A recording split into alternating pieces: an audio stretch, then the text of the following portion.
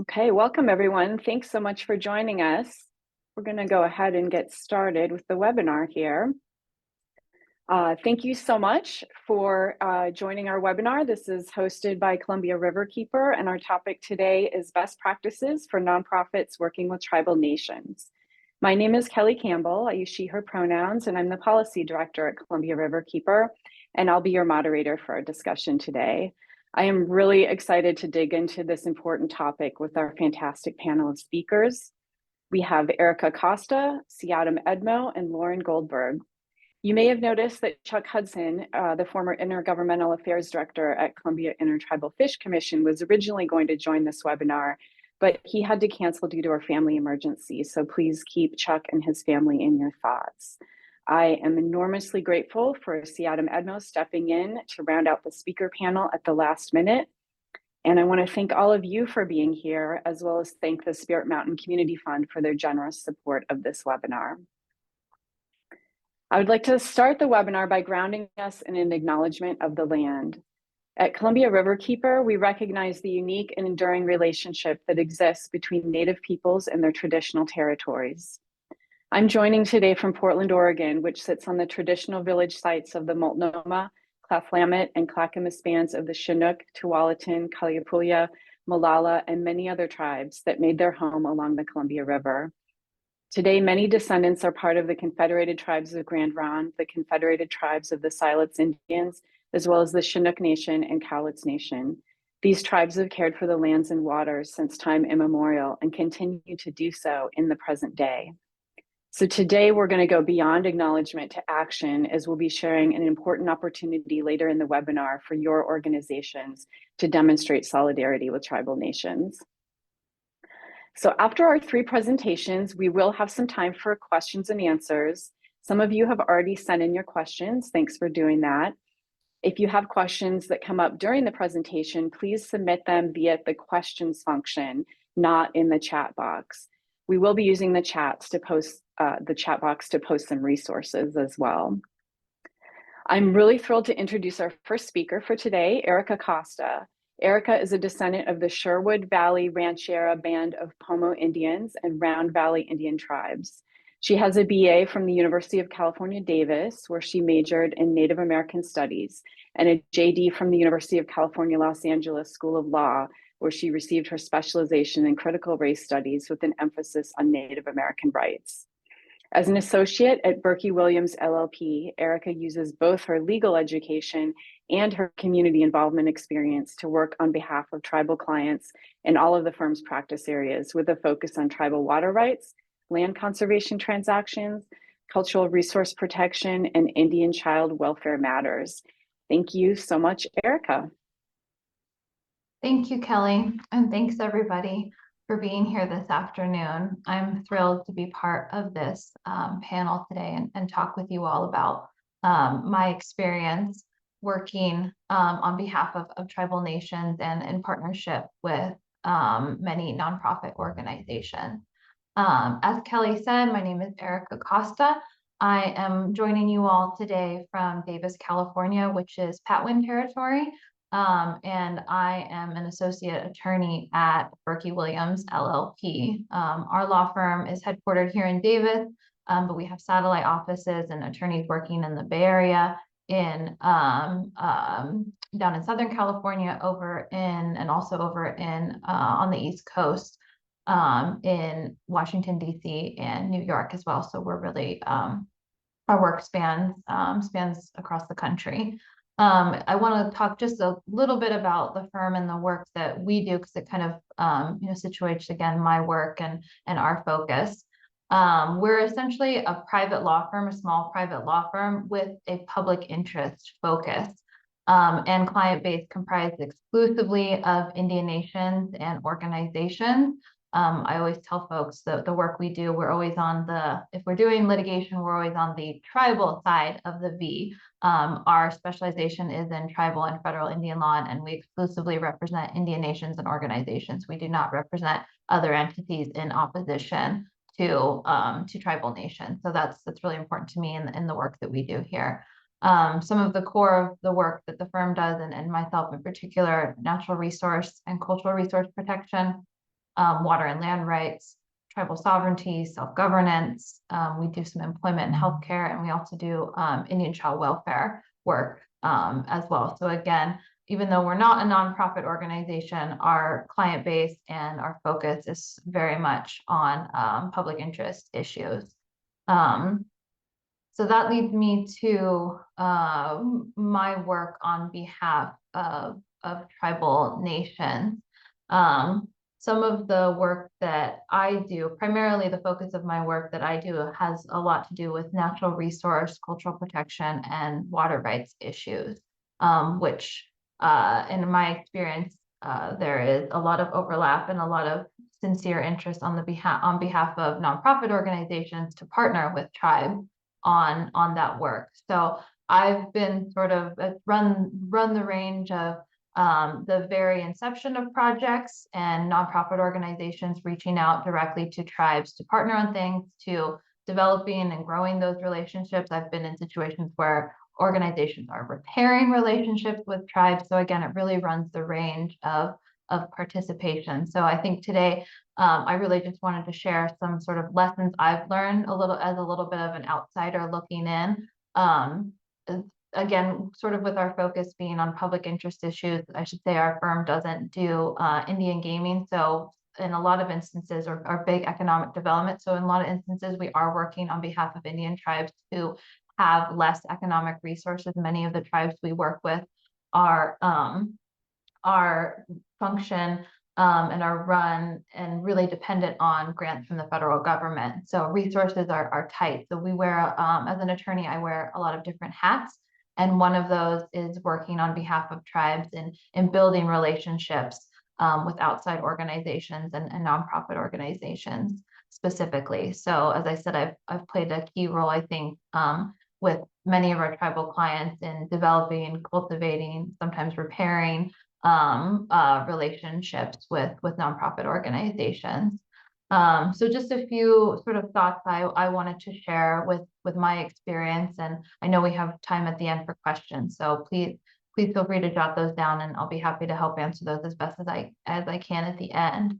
But from my experience, I think that there are some key things that are important to remember, and one of those that I think of every time too is that all tribal nations are different, right? You have different histories, different cultures, different languages, different tribal laws, different policies in place. You have tribal governments that are made up of general councils and tribal councils. You just have you can't put tribal nations into a box. And I think that's always important to remember, especially at the initial outreach.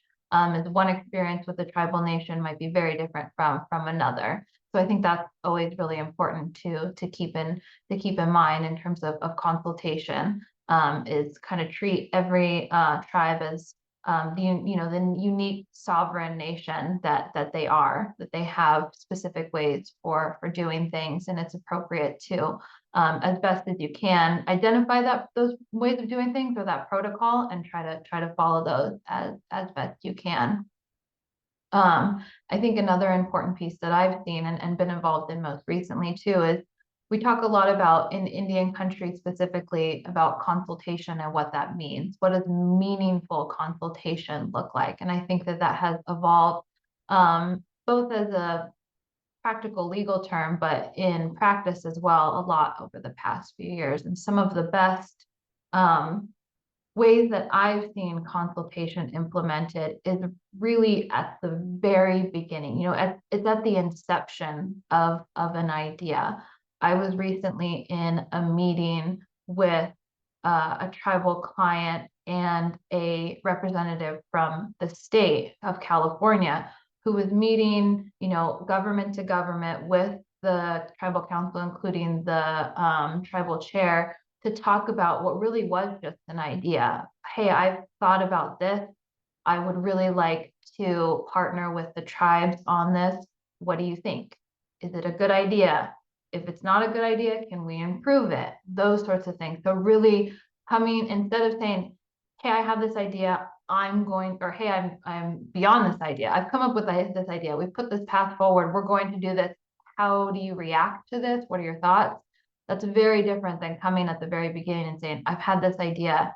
what do you think of it? How can we make it better? Is it a terrible idea? You know, what can we do together to improve this? So I think that that's a really key difference. And I think that, you know, after that meeting, we had a debrief with the council of how kind of historic that is of, you know, coming at the very beginning and having a real meaningful conversation about, you know, whatever it is you think you might be wanting to work on, and being there at the inception of that idea with the tribal council. So that is really important. And I think too, just another, I'm only have a couple more minutes with you all, but I think another key piece I often see and would encourage folks to think about too is your public messaging about certain projects, and if possible, the suggestion and thinking about the opportunity for a tribal voice or a tribal perspective. And if that isn't possible, then just at least acknowledging that there is a tribal perspective on this. You know, if you haven't been able to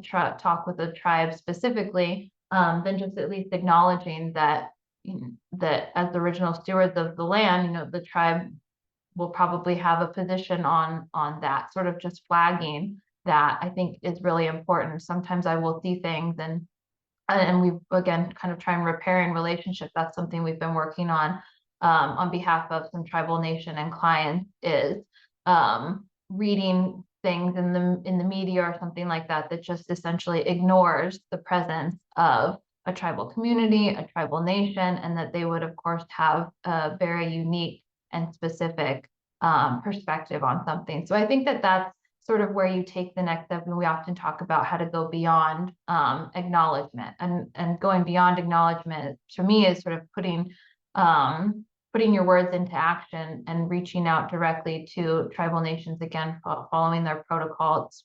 My sense is it's, you know, always good to call the tribal office and see, can I get on a tribal council agenda? Is there an agenda request that I can get a copy of and be before a council and really initiate that one-on-one conversation. So again, I don't want to get us off too much track today. Those are just kind of my quick thoughts, again, on the legal side of sort of working with tribal clients and working in partnerships with nonprofits. Some success I think I have seen are those nonprofits that have implemented or at least tried to really focus on some of the things that I've listed here. But again, happy to answer questions at the end of the panel. So I think with that, Kelly, I'll pass it back over to you.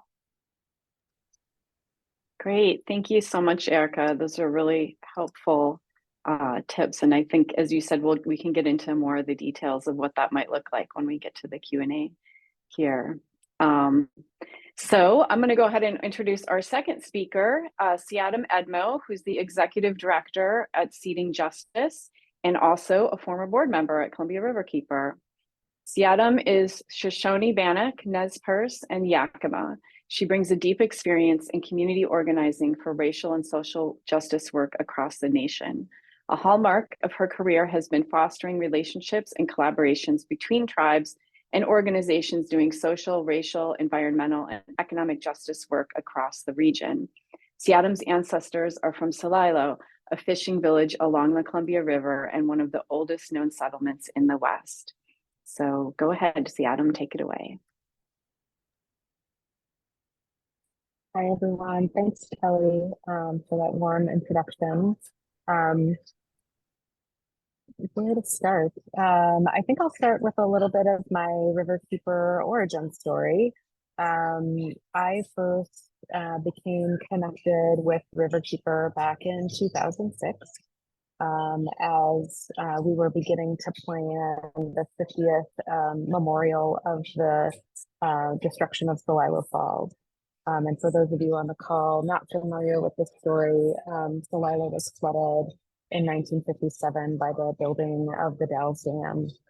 And in 2006, we were getting ready to mark the 50th year from that flooding.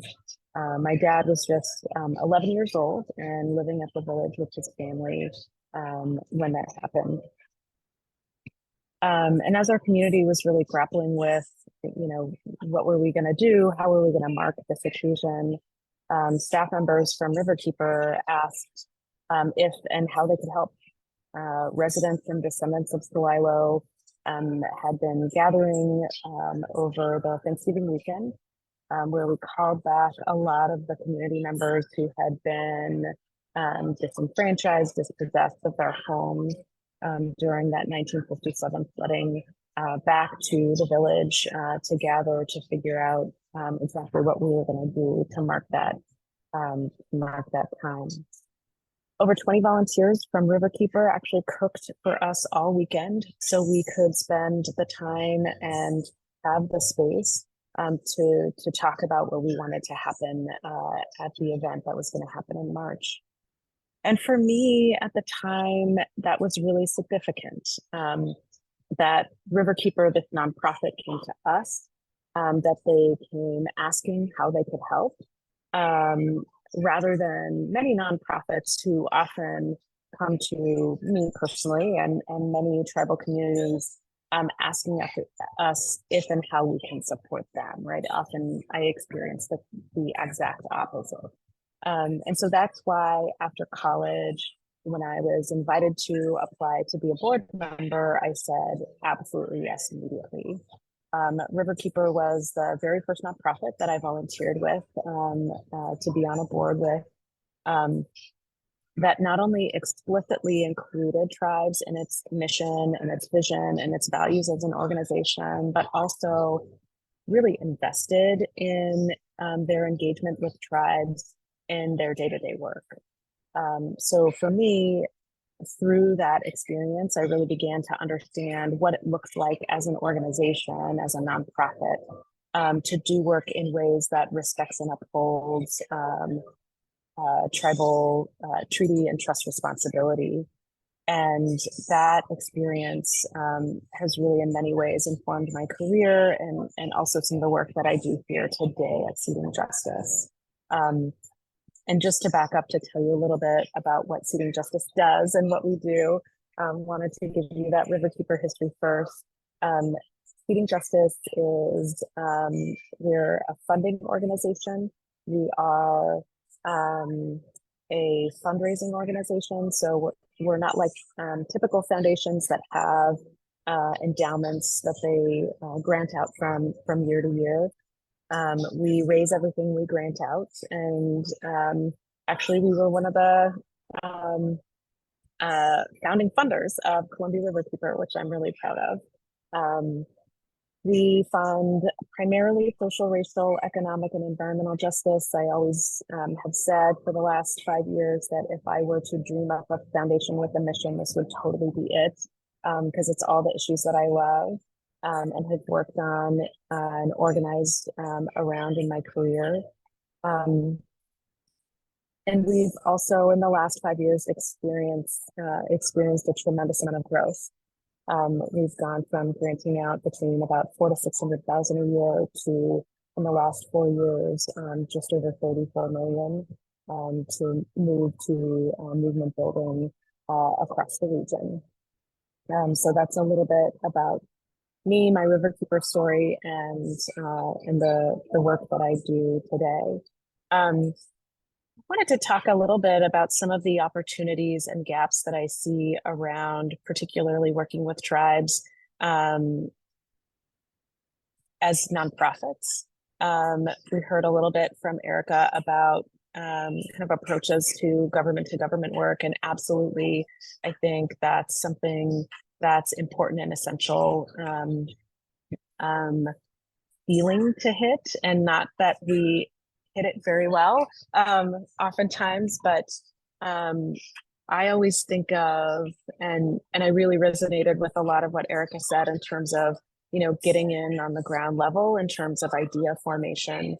I always say that government to government begins person to person, right? It begins with that relationship between and several individuals, hopefully groups of people, knowing and understanding like what is the form and function of this government agency and what is the tribe's position on this issue.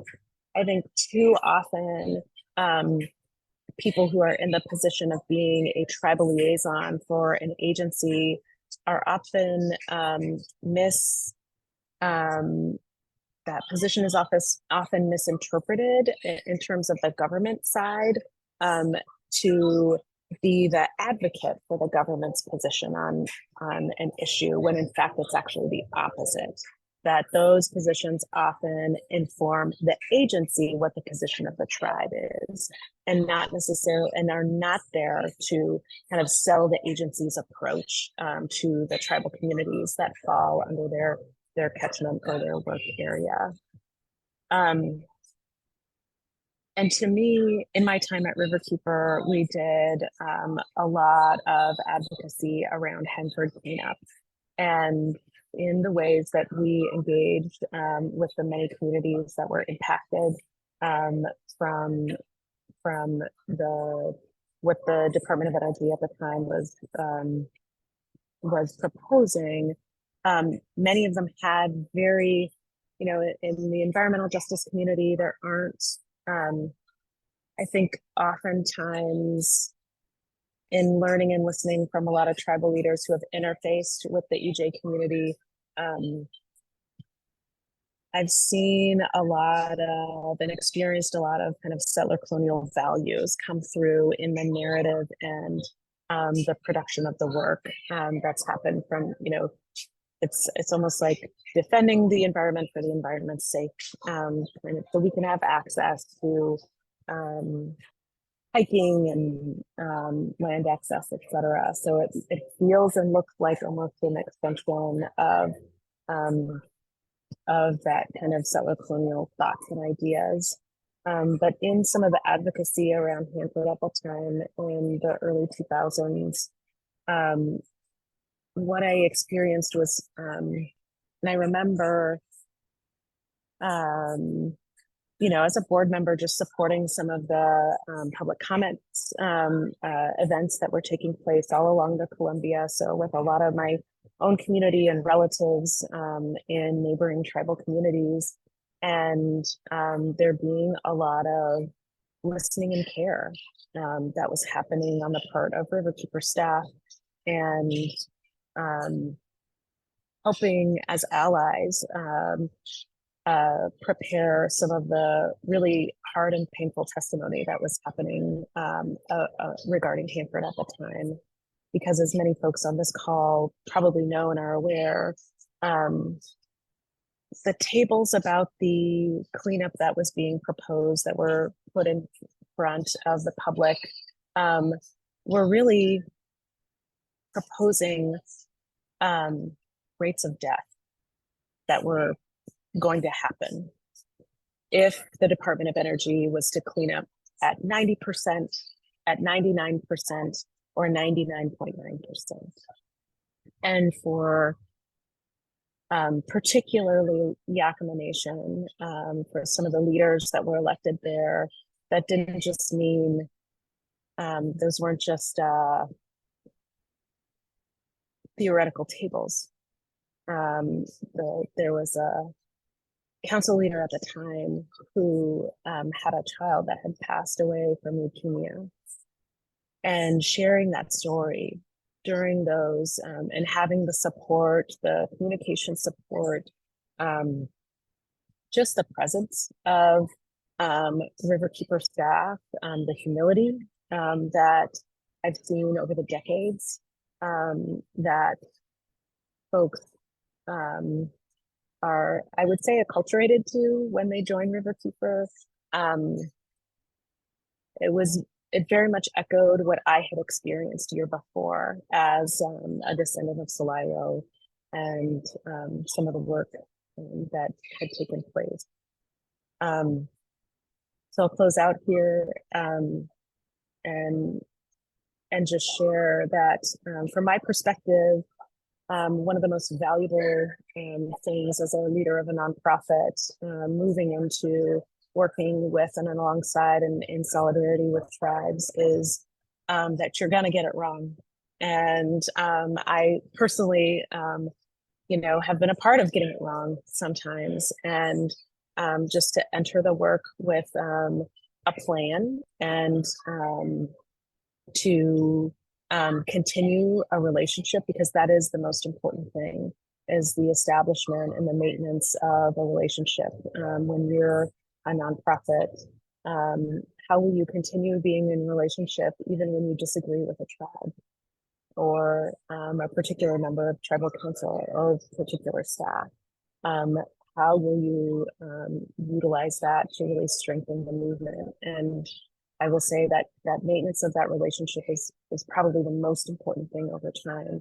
There have been many places and spaces where I have absolutely disagreed with elected tribal leaders on an issue, but have been able to maintain a working and collegial relationship with them. And I think that commitment, which is not something that's real typical in the way that nonprofits work right now, around if we differ in opinion on issue.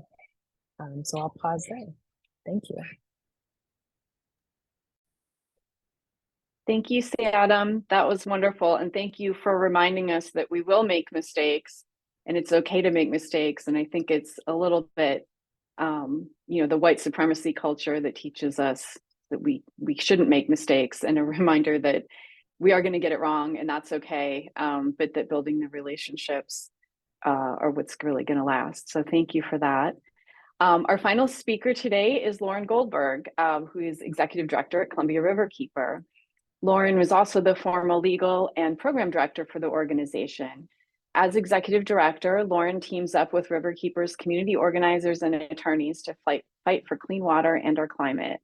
Lauren joined Riverkeeper in 2008 and spent over a decade enforcing the Clean Water Act and developing legal strategies to fight the oil, coal, and fracked gas industries. Lauren continues to work with diverse coalitions to fight for laws that protect people from toxic pollution. Go ahead, Lauren. Great, thank you so much. It's really an honor to speak on this panel with Erica and Adam and to share some of Columbia Riverkeeper's lessons learned in our years of working in solidarity with tribal nations. For those of you who aren't familiar with Columbia Riverkeeper, next slide, please.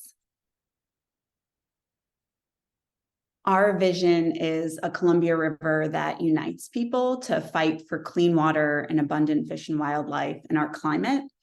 We combine legal advocacy, community organizing, and strategic communications in working through our 5 core program areas. And much of our program work is currently done in solidarity with tribal nations. Since I'm speaking on a panel with Indigenous leaders, it's important to share who we are as an organization. We have staff and board members who are Native Americans, including our current board president, Emily Washines. We don't view ourselves as an Indigenous-led nonprofit. Rather, we work in solidarity with tribal nations and with Indigenous-led nonprofits. So before I dive into today, I'm going to present several case studies that capture some of the lessons that we've learned over the years in working with tribal governments, which touch on a lot of the themes that both Erica and Adam shared. But before I dive into that, just kind of hit on some of the big ones that, and many of them have already come up. The first is the critical importance to build and maintain relationships with both tribal government staff as well as elected officials. Several tribal leaders have mentioned to us over the years the challenge of building trust and building relationships when they're dealing with new staff at nonprofits all the time. And that really gets to the heart of the work that we've done over the years on staff retention, to make sure that we're in a position where people can work here for the long haul and can invest the time and build the trust to build those relationships. We also regularly confer with tribal governments, so not just in times of crisis or when we're in the midst of a legislative session and we need to understand their position immediately on a bill, but rather just regular check-in meetings to make sure that we are understanding various tribes' priorities, the distinctions between those priorities, and always willing to understand those positions, not in crisis mode. The next lesson is that when we work with staff and elected officials at tribes, our aim is to talk less and to listen more. Again, we approach our conversations by asking questions and stepping into them with the aim of learning and understanding different governments' priorities. We've also made an organizational commitment to confer with tribes on matters where our positions as a nonprofit might impact a tribal government or their rights. The next lesson is to participate. There are so many incredible celebrations and events and conferences, as you all know, throughout our region that are open to the public. And we encourage our staff and our supporters to attend and to learn and to support. And the last is, again, a lesson that's already been touched on, which is to confer early. So again, our goal is to be in regular communication and such that we're not many months or years into a campaign or litigation and then just finding out the potential ramifications of a position that we've taken on a tribal government. Next slide, please. So the first case study I'm going to touch on is the Hanford nuclear site. Since our founding 23 years ago, we've worked closely with tribal governments advocating for Hanford cleanup. Next slide, please. For those of you who aren't familiar, Hanford is the most toxic and radioactive place in America. It's about the size of Los Angeles, and it's located along the Columbia River on ceded lands of multiple tribal nations who are very actively involved in holding the U.S. government accountable for Hanford cleanup. Next slide. Our program team for a number of years has worked most closely in solidarity with the Hanford Cleanup Agency at Yakama Nation called ERWM. This is a picture from an event that we've co-hosted for a number of years with Yakama Nation along the Columbia River. Next slide. Part of our work in solidarity with Yakama Nation and other tribes on Hanford cleanup is to go beyond just working with tribal government staff on technical, legal, and regulatory comments on cleanup, which is a big part of holding the government accountable. But that's not the end of it. It's really for our team about working closely with the tribal government to understand their vision for the future of Hanford. Again, talking less, listening more, and understanding that there is a real need and has been for more outreach, education, celebration, and inspiring people that Hanford is a place worth fighting for. Next slide, please. This year, the Hanford event that we collaborated with Yakama Nation involved taking the entire Yakama Nation tribal school, as well as students from Heritage University on a unique field trip. Normally, the vast majority of the Hanford nuclear site is not open to the public or to tribal members. The tribe, along with Riverkeeper, was able to collaborate to secure this very unique field trip opportunity for students to not only get to experience the Hanford site, which despite its status as the most toxic and radioactive place in America is incredibly sacred, incredibly beautiful, and to experience that site as told on a tour led by Yakama Nation tribal elders, government staff, and elected officials, as opposed to being brought on a tour by the US government. Next slide, please. When we're working with tribal governments, part of our goal is to add value. And one of the asks for us was to bring in communications support, which we were able to do. And we were really delighted that we were able to secure national and regional NPR coverage of the event. And this is reporter Anna King interviewing one of the students who attended. So now, in addition to working on Hanford cleanup, we're working with tribes to understand their views on a proposal that was announced just last month to open up 30 square miles of the Hanford nuclear site for clean energy development, including adding more nuclear reactors to the site.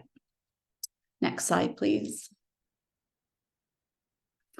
The next case study, which I will touch on shortly, and this will be very challenging, is our many years of work in solidarity with multiple tribal governments and the Columbia River Intertribal Fish Commission, as well as many nonprofit partners across the West fighting the fossil fuel industry.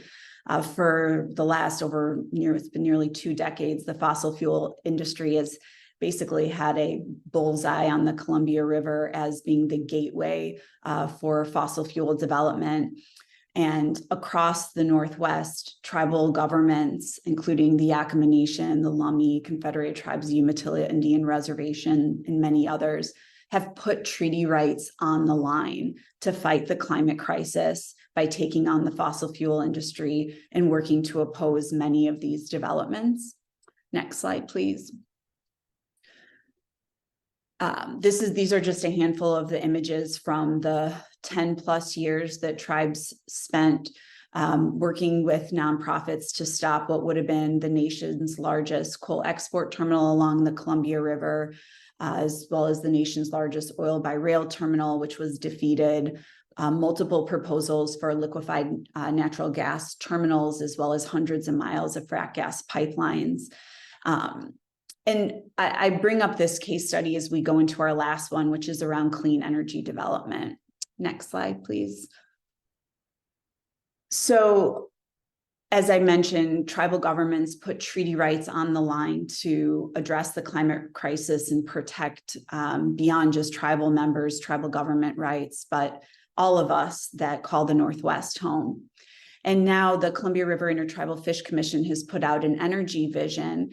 There's the website link. We encourage you to visit it, because we're at a point in the Northwest and throughout the country as we try to rapidly decarbonize, where we need to consider very carefully how we do that and the extent to which we are considering the just transition as it applies to tribal governments.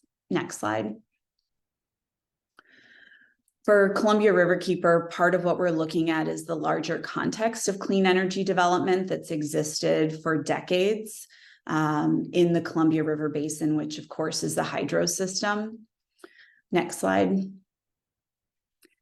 And that brings us to the last project I'm going to touch on, which is our work in solidarity with multiple tribal governments led by Yakama Nation, opposing a new hydro proposal called the Goldendale Pump Storage Hydroelectric Project. I actually started working in solidarity with the tribe in 2008, not long after the 50th anniversary of the destruction of Celilo Falls, which Siadam touched on. And the project is proposed not very far from the site of Celilo Falls. For Columbia Riverkeeper, in our view, energy is not clean if it destroys irreplaceable sacred cultural resources and treaty-protected access to ceded lands. And that's what this map is showing for one tribal government, the reservation as opposed to the ceded lands. Next slide, please. We believe that if you care about acting on the climate crisis, it's critical to do so with a moral compass, and that much of the discussion around just transition in our region needs to shift to looking at just solutions to the climate crisis that don't perpetuate centuries of racism towards Indigenous people and the disregard of tribal governments' sovereignty. And that really requires looking at our regions in a different way in terms of the current and potential clean energy developments. Next slide. So for the Goldendale Pump Storage Project, if you're not familiar, this is the John Day Dam, which is upriver from the Dalles Dam. The project itself is proposed at a site called Pushpum, which are those hills in the background you see that are dotted with wind turbines. Next slide, please. This is what the project would look like according to the developer after it's developed. This is an aerial view looking at the 2 reservoirs. What you can't see is all of the underground infrastructure that would be built that would destroy the hillside. And then down below, you can see where the Dalles Dam is the John Day Dam is located. Rye Development is the developer, and they're proposing this energy project directly in the heart of a sacred site to multiple tribes that's actively used by tribal members for subsistence and religious food gathering purposes. The project is currently opposed by, in addition to multiple individual tribal governments, the affiliated tribes of Northwest Indians and the National Congress of American Indians. Overall, the project would destroy multiple traditional cultural properties that are eligible for National Historic Preservation Act designation, as well as access for tribal members. Next slide. For more, to learn more about this proposal and Columbia River Intertribal Fish Commission's perspectives on clean energy development in the basin, actually Monday night at the White Salmon Library, Elaine Harvey, who's pictured here, who has been very involved for many years in working to oppose the development, will be speaking at the library in White Salmon. So would encourage folks who happen to live in the gorge to consider attending. Right now, where we're at in the process is that the state of Washington has concluded under the first major environmental review that this project, if built, would have significant unavoidable adverse impacts on tribal and cultural resources. And we're now at a critical point, turning the calendar to 2024, where the federal government's going to be making major decisions on whether this project moves forward. Next slide. And so our ask for nonprofits that are, considering what role they can play is to consider taking action and working in solidarity with ATNI, National Congress of American Indians, and multiple tribal governments that are working to protect this site from destruction. I'm going to end my presentation there and look forward to questions and discussion in our remaining time together. Thank you. Thank you so much, Lauren. Following up on Lauren's presentation, I do want to ask each of you here today to bring a sign-on letter for nonprofit organizations opposing the development of the Goldendale Pump Storage Project back to your organization and advocate for your organization to sign it. I know that for some of you, this will be a stretch. Some of your organizations don't like to take positions on specific projects. And some of your organizations maybe don't yet have a strong social justice lens or a history of tribal solidarity work, which is all the more reason to bring what you have learned here back to the decision makers in your organization and invite them to stand up for tribal sovereignty, stand up for environmental justice, and in this case, to support the Yakama Nation, the Associated Tribes of Northwest Indians, the National Congress of American Indians, by opposing the disastrously cited Goldendale Pump Storage Project. And so we should have a link to the sign-on letter for organizations in the chat. So while you take a look at that, we'll get started with Q&A. We've got a number of great questions here. So I will ask the first question.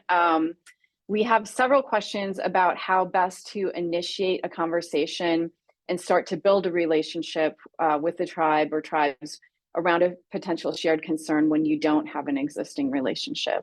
So I'll throw that open for any of our panelists who want to answer. I'm happy to take a first stab at that one. And my advice would be don't. If you have, your work is great for you. I think your first order of business in establishing a relationship with a tribe or a tribal community is to understand what their priorities are. If you go with your priorities and ask them to support you, that's fine, but that is actually not a great start to an actual partnership. So if your desire is to set up a relationship that has some reciprocity and honesty back and forth, come in a learning and curiosity stance. Do not come with a sign-on letter. Do not come with will you join us at this rally? Do not come with will you support this bill? Because I think you're setting up a relationship actually based on a lot of white supremacy culture.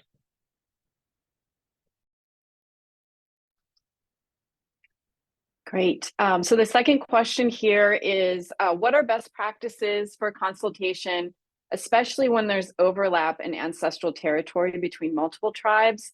and between federally recognized tribes and tribes or bands with less formal recognition.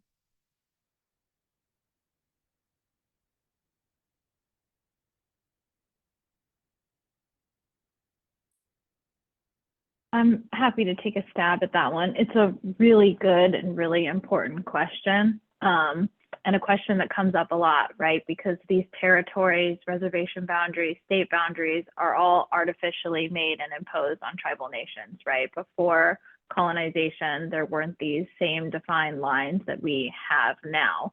So I think that's really important. And so oftentimes you do have situations where there's overlapping Aboriginal territory.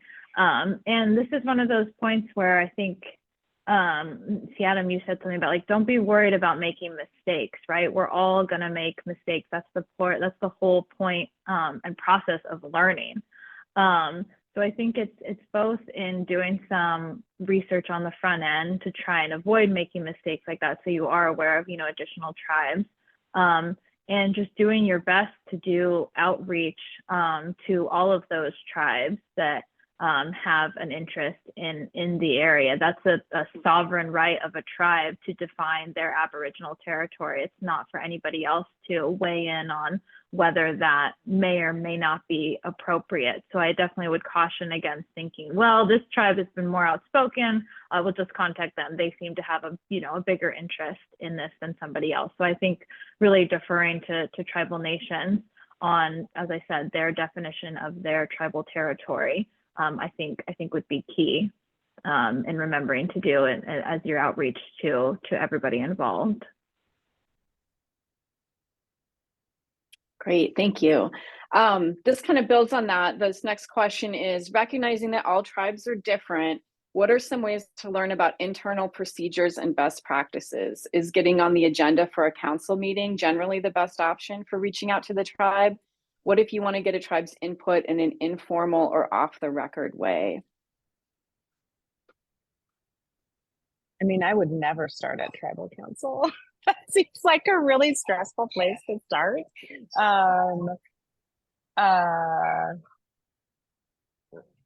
Yeah, I mean,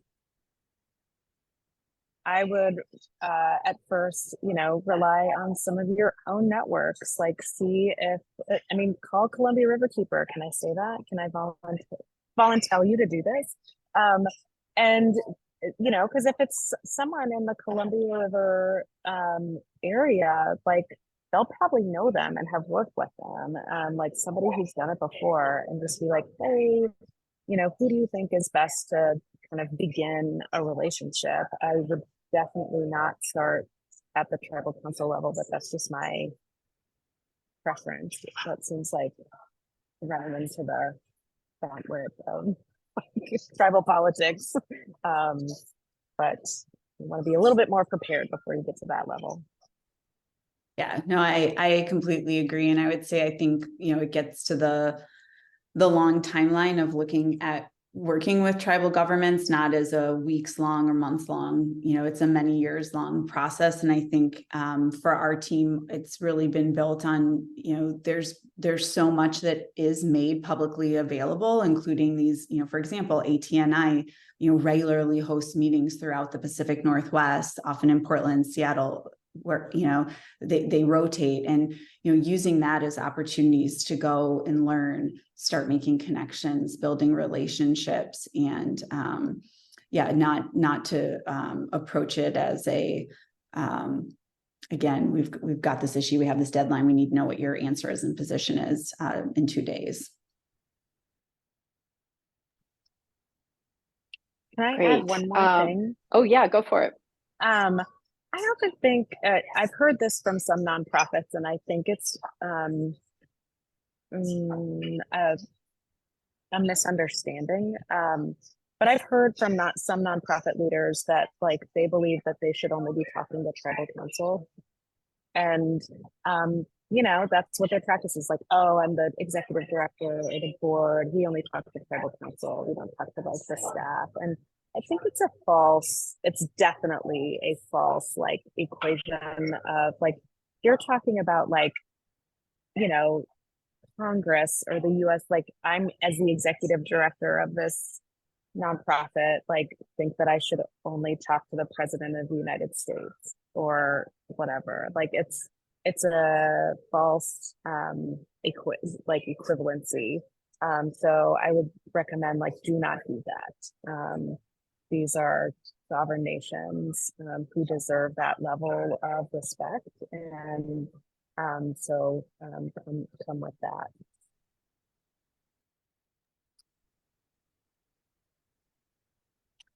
Great. So we had several questions come in around land acknowledgements, to do or not to do. If so, how best to do it verbally on your website? What do you think?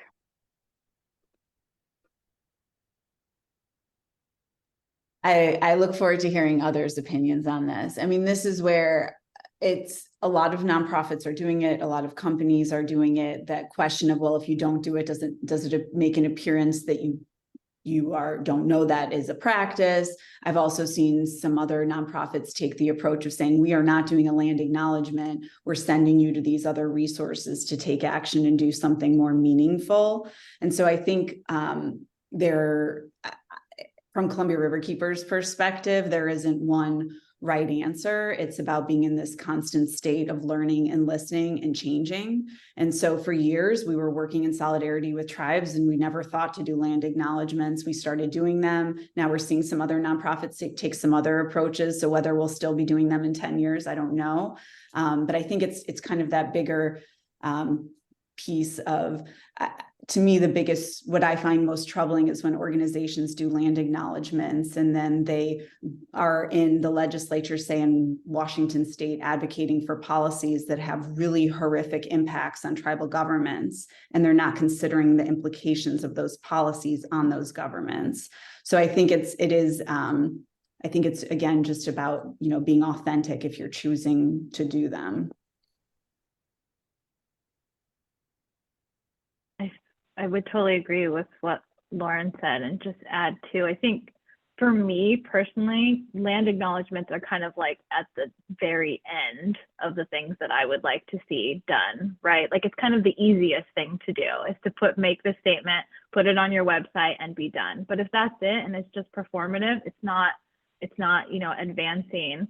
It's not advancing anything by doing that. So I think it's kind of looking within of like, what are you trying to achieve by having your land acknowledgement? Does that advance what you're trying to achieve? And if that's partnerships with tribal nations and advancing tribal issues, then I think that that's great, but it needs to be just one step in that process. It can't be the end all, be all. You have to kind of put your, money, your time, your effort into what your words are and move forward with that. So that's kind of I think that they are important, as long as they are not the first and last stop on the work that you're doing.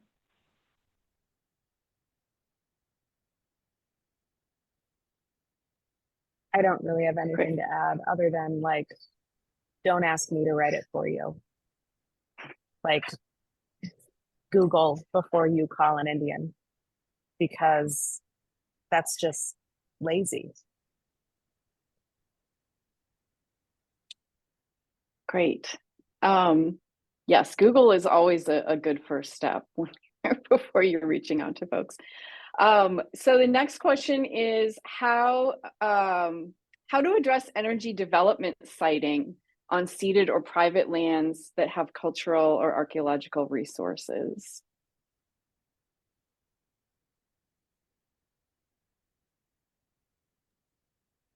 I mean, I would, if you don't, like, you have to have a known and established relationship with the tribe or tribes that have interest in that particular territory. And I would say definitely follow their lead on whether or not to move forward with whatever kind of mitigations they put forward in terms of, there could be loss of use of that traditional territory. So I would say take the lead on that.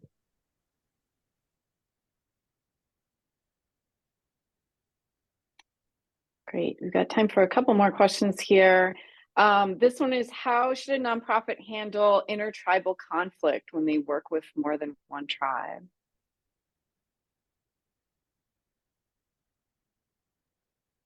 Yeah, this is where, yeah, if Eric or Siadam want to weigh in, I would just acknowledge that I think it comes back to one of our top lessons learned, which is recognizing what you are and what you aren't as a nonprofit. You're not a government. You're not a tribal government, even if you engage and work closely with tribal governments. And it's not your role as somebody working at a nonprofit to meddle in intergovernmental politics, and they exist.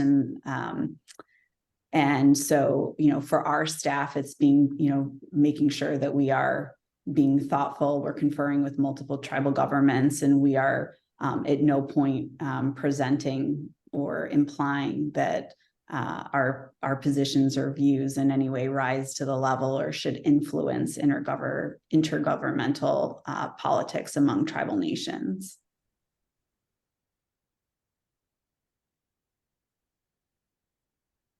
Does anybody else want to weigh in on that?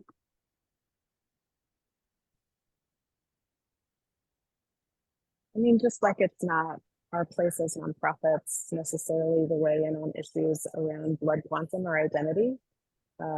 It's likewise, this isn't, I think understanding how to disagree with a tribe when we take positions on issues is something to talk about early on in a relationship, because you don't want, and I've seen all too often environmentally focused nonprofits work in their arguments to actually undermine the sovereignty of tribes as they're arguing for their position. And you should never disagree in that way, but really look toward maintaining the relationship so that you can disagree and make the solutions that we all see much stronger than they are currently. Because more often than not, I think tribes will absolutely, look toward preservation and protection of the environment just as much as they preserve and protect their own sovereignty.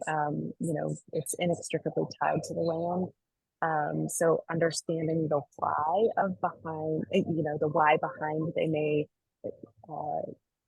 behind why they may differ with you as an organization on a particular issue is really, really important. Great, thank you. Well, with that, I want to thank again our wonderful panel for being here and joining us today. I know I learned a lot. I have a lot to think about from what you shared in your presentations and in your answers to the questions here. And I hope our audience is also going home with a lot to chew on. We will be sending out an email to everyone who is here today in the coming week that will have some resources mentioned here today and a recording of the webinar for you to share with your colleagues. So thank you all for being part of this presentation and webinar today, and have a great rest of your day.